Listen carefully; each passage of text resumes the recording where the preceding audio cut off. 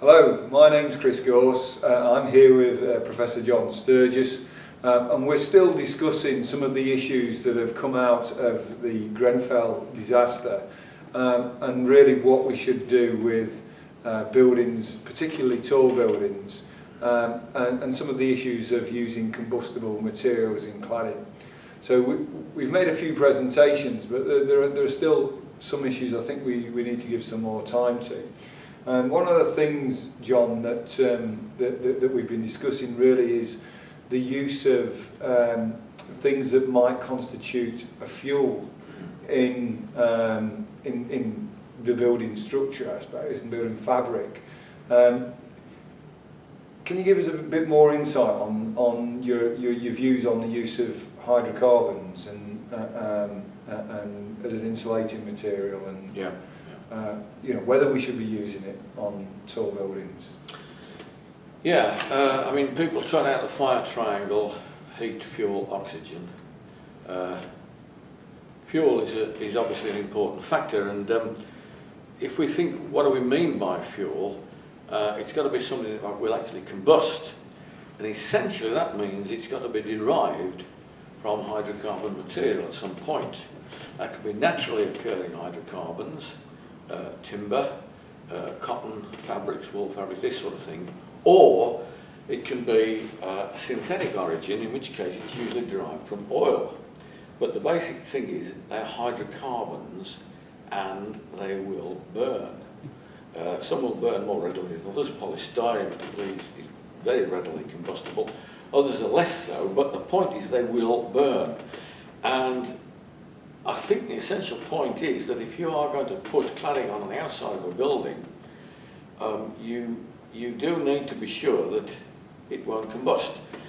The original designer of Grenfell, it was a concrete building, and his safety strategy was to have compartmentation. In other words, the fire starts, you leave the room or enclosure, shut the door, which has perhaps a half-hour or even a 1 hour fire endurance, and leave.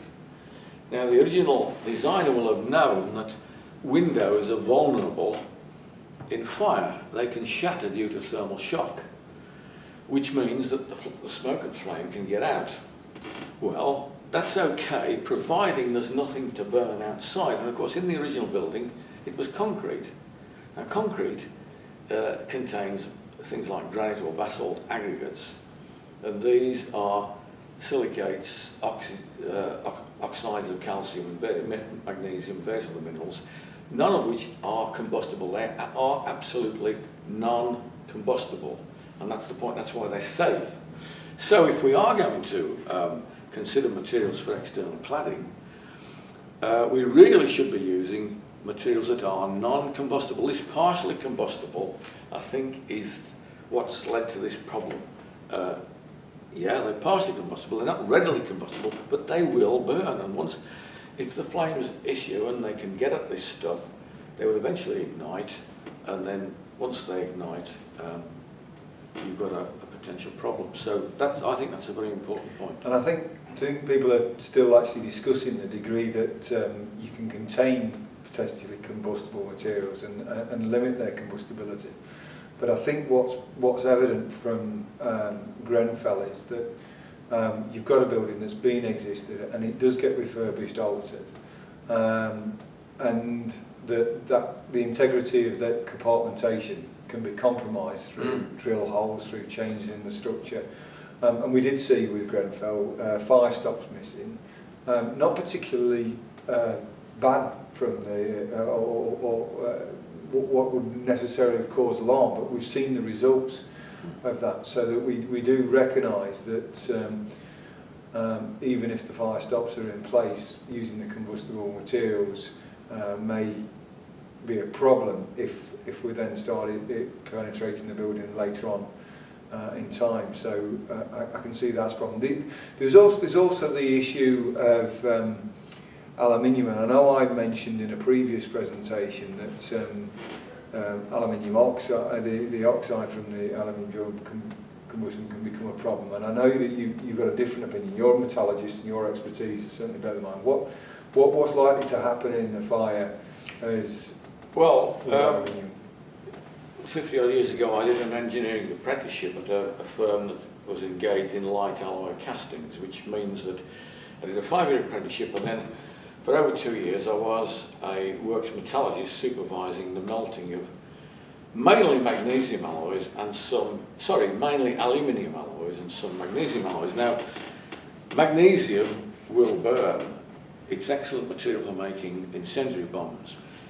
In my experience, aluminium won't. I supervised the melting of hundreds of tons of aluminium alloys, and at no time did I see any evidence of melting. Burning, sorry. Burning, or combustion. It doesn't combust. Pure aluminium melts at 660 degrees C. When you alloy it, which obviously we do for structural elements and glazing bars and all that sort of thing, we mix other elements with it to improve its strength and other properties.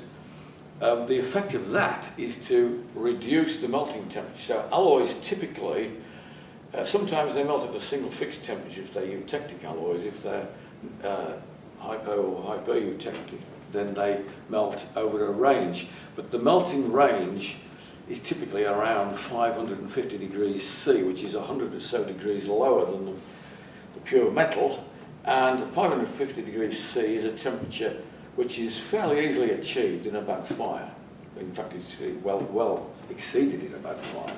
So the problem with aluminium isn't that it's going to combust; it's going to melt.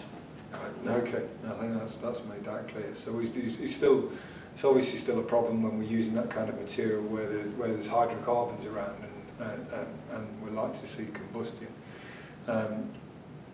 The issue I think as well is I think with Grenfell and certainly looking at the current regs is we were allowed to have materials that ignite in time and then have droplets of fire dropping.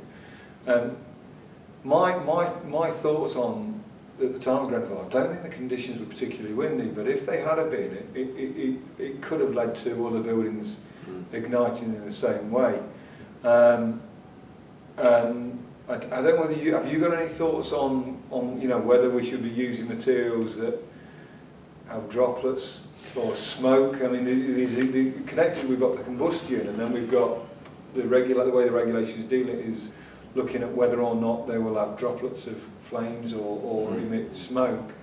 Well, yes, I mean, Martin made the point in his presentation that smoke is the biggest killer in fires, and he's absolutely right.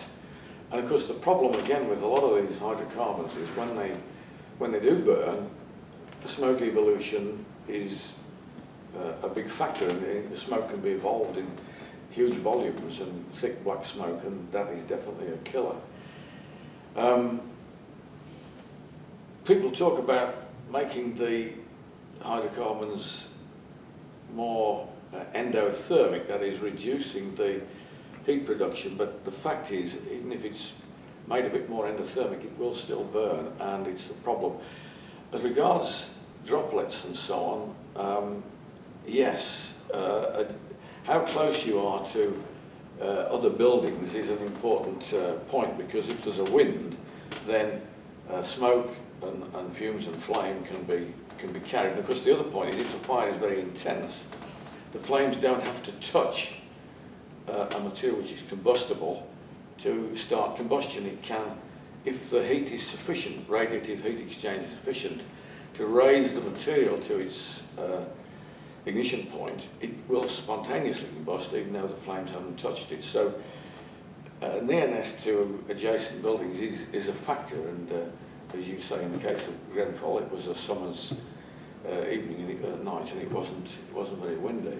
But that's another reason for not going in for hydrocarbons which can produce burning droplets. I think the other thing that concerned me, it didn't particularly come up with Grenfell, but I think it's come up in other situations we've seen where they've taken materials off, is sometimes the fixtures and fittings of the cladding may be insufficient.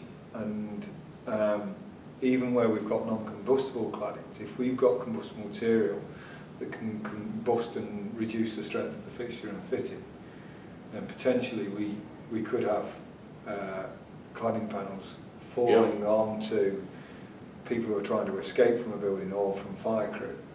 I mean, I'm not sure what the details were in the case of Grenfell, but again, if the fixing materials or holding materials for the panels were of aluminium alloy, once the fire gets hold, then they're going to soften and melt, and that could lead to.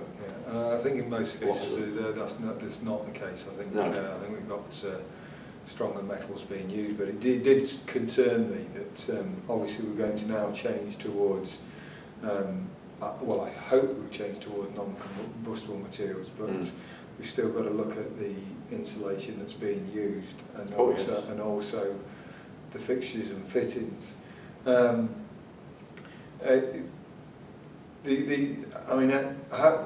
terms of, we've both had a look at the regulation, and I've given some of my comments. But what are your comments about the regulations as they stand? Well, you know a lot more about this than I do, but I must admit, having looked at what you presented and what Jenny presented and what Martin presented, it's not a very clear-cut set of recommendations. The problem is that I think over the last 20 years there have been so many extra guidance notes introduced, and of course with alignment with European legislation and so on, it's meant that the whole regulatory business has expanded and proliferated. So, as you pointed out, if anybody actually wants to get hold of the regulations, paper copies of the regulations, they've got to lay out £1,000 or two at least, and then reading through the literally thousands of pages, a lot of which are written in, if you like, legalese, it's a daunting task. And having information available for people on site who are actually doing this work in a clear manner, the present setup just doesn't do it. No. I feel that the simplicity and clarity of the regulations have got to be changed to reflect the industry that we've got. We've got a lot of people who are educated and trained to different standards, and come into it with different knowledge, and they all need to be able to look at the regulations and work to them. So there should be a clarity that suits the professionals that they're there to serve, and at the moment it's extremely difficult and time consuming to try and understand exactly what these one point is considering materials that have this D classification with droplet business. That should be enough. No. The other thing I think just finally is going back to the refurbishment. I know that in a paper you've written recently that you use some analogies to other industries, and I do think at the moment the construction industry has not. We don't give it the same deal of attention as we do with new builds, and yet refurbishment onto existing structures does need to be very aware of actually the purpose of the original design and what it's done, and actually any changes to the building that may affect the performance of the final thing. And obviously the integrity of Grenfell was compromised in so many ways. We could see the flames going through and around the building, so we know that the structure didn't withstand its compartmentation and control of the fire it should. But the analogies that you use with some other industries, if you can give us just those examples, and I think it might help us understand exactly why we do need to pay a bit more attention to. Yeah, well, Grenfell was a classic retrofit. The building was designed at least 40 years ago, designed by somebody who had a clear fire strategy and who knew the fire properties of the materials he was using, and he used them correctly. And of course it's been there for 40 years and there's been no problems or fatalities.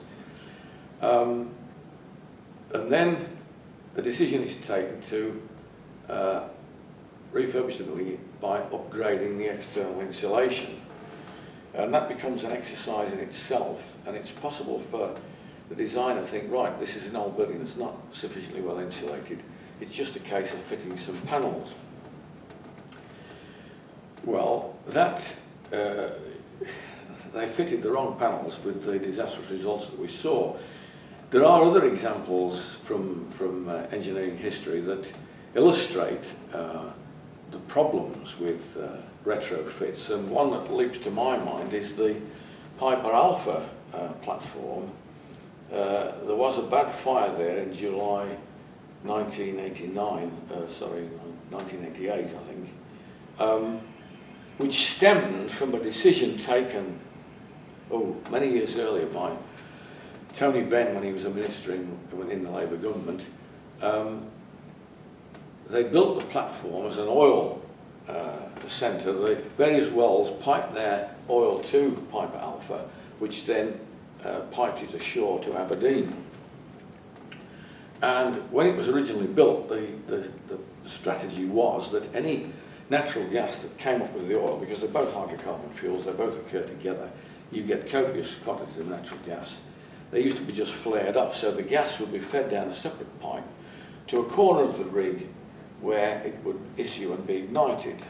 And of course this is wasteful if you think about it, and Tony Benn was quite right. We can't waste all this potentially valuable fuel. Therefore we need to pipe it ashore alongside the oil and sell it to the national grid. So they'd got a platform designed as an oil platform, and they were suddenly faced with the issue of shoehorning a whole load of extra pipework, valves, flow meters, instrumentation, control panels onto this rig, which wasn't built to accommodate them. And what they had to do was actually build another floor below the lowest floor on the rig to accommodate all the oil, all the gas pipework. And of course protocols had to be put in place so that if a valve was being changed and somebody went off shift and he hadn't been able to get the replacement on, he put a capping plate over the end of the pipe and notify the shift operating foreman that this valve wasn't operative yet again.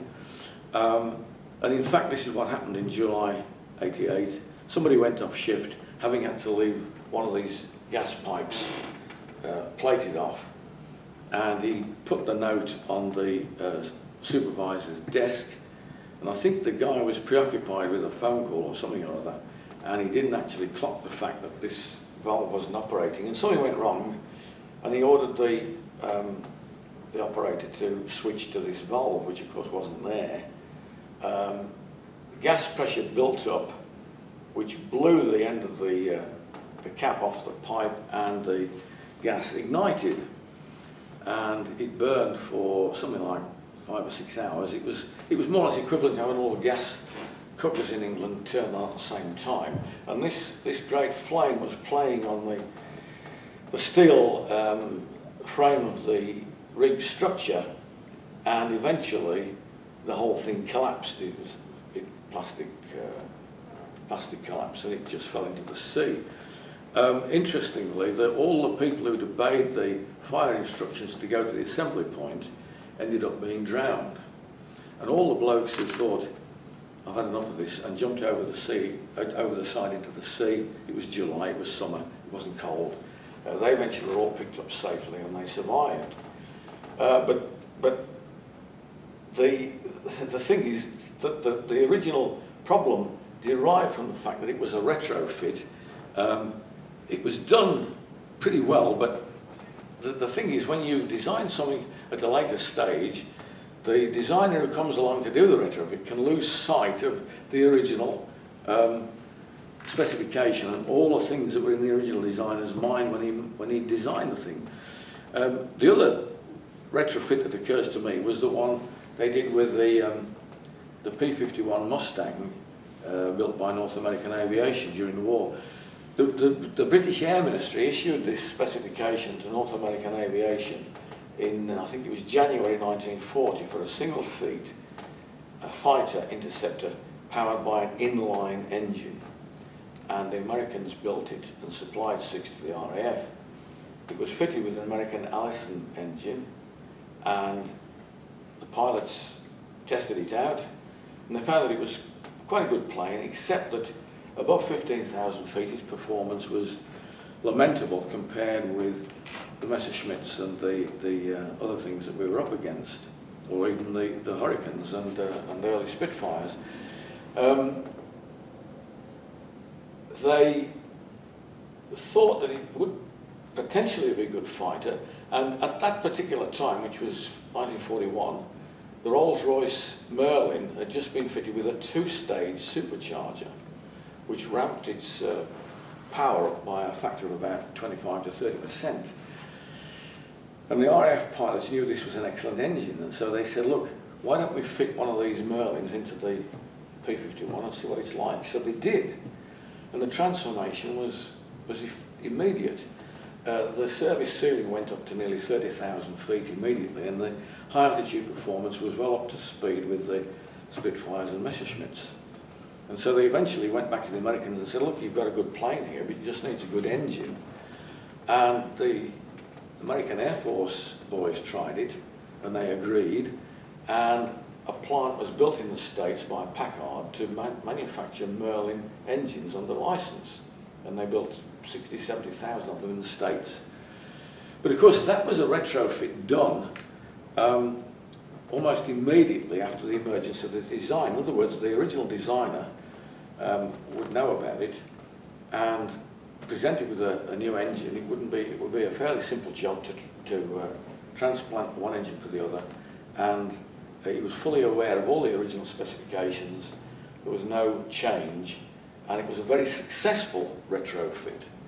These others, where there's a lapse of time between the original conception and the retrofit, this is where you've got scope for problems creeping in.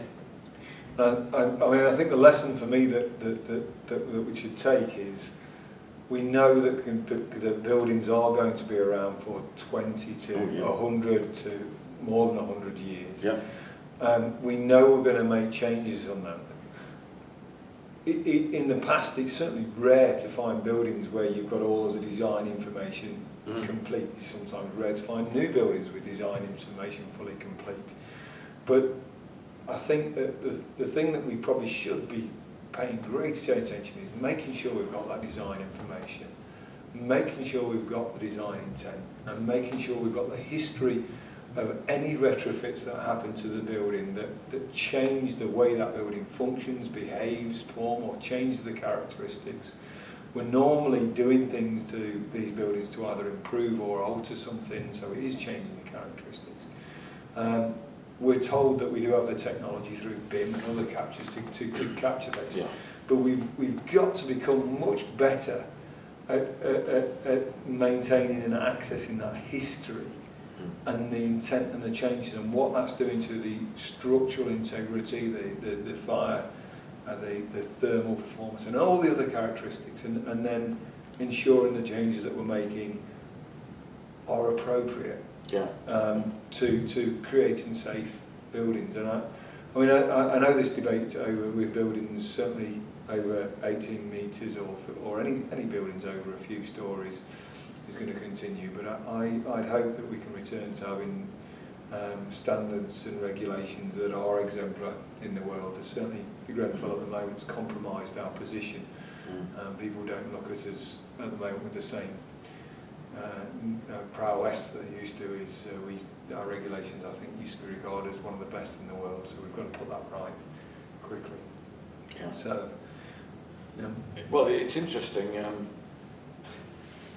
It's not just retrofits, but a lot of well-known high-profile fires have occurred during actual refurbishment operations. You think of Up Park House, you think of Windsor Castle, you think of St James's Palace in London, where fires have occurred in the last 20 or 30 years, while the building operatives were in. And of course, one of the problems there is that the original fire regulations become, well, null and void because melting of solder and lead and stuff goes on in unregulated circumstances, and all sorts of materials around which can catch fire, and that's a whole serious issue in itself. But I agree with you that out of Grenfell has to come a recognition that the advice for people on site who are doing these sort of things, the advice is available in a form that's accessible and clear, so that the guys on site can be very sure about what they're doing and the safety of it. That's absolutely important. Yeah. Well, thank you for your time again, John. Thank you.